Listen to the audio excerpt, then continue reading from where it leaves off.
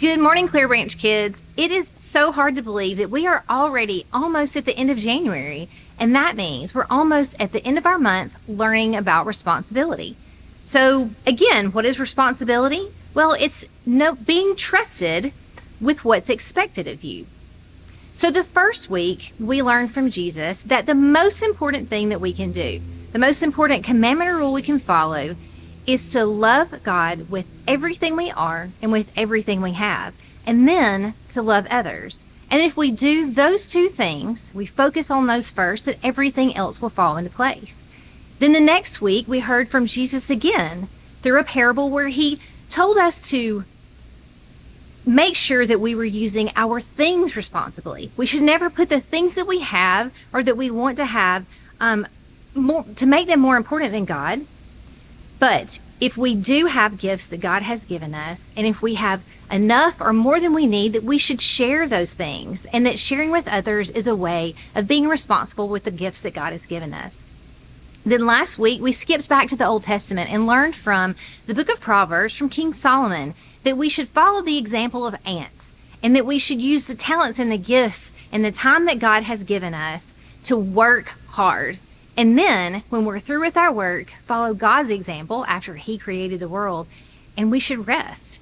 Now, this week, we're going to move back to the New Testament, and we're going to hear from the Apostle Paul from the book of Ephesians. Now, you may remember from other times when we've talked about Paul that he would help plant churches, and he would stay there for a while, and then he would have to move on, and he would write letters back to these churches for different reasons. Now, with the church at Ephesus, Paul had to leave suddenly, and he didn't feel like his work was done there.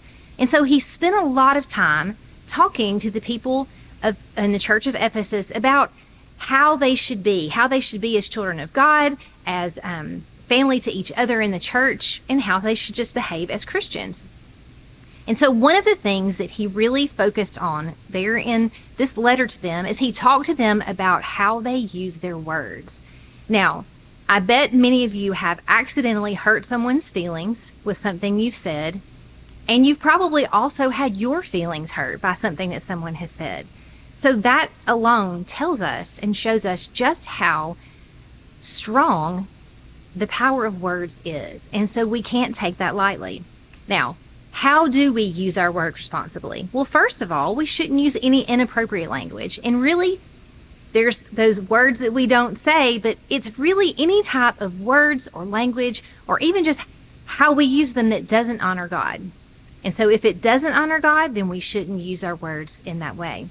And the second is that we need to be very careful that we're not hurting people's feelings. Sometimes we can say things just to be mean because we're mad or we're hurt ourselves and we want to lash out.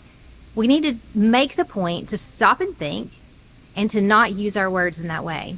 And then lastly, one of the things that Paul told the church at Ephesus is to use their words to help and to lift each other up. And guys, that's the easiest thing that we can do. Anytime we're around someone else, there's a kind word that we can say, even if it's just saying hello to someone rather than just walking by. That's the easiest thing you can do. But paying a compliment, encouraging someone who's maybe feeling down, or lifting someone up who's getting ready to do something really big, or congratulating someone who has achieved something great, even if it's a small thing. We can use our words to be kind and to build people up. So guys, that's the important thing that I want you to remember for this week. Words have so much power, and as children of God, we need to be careful how we use them.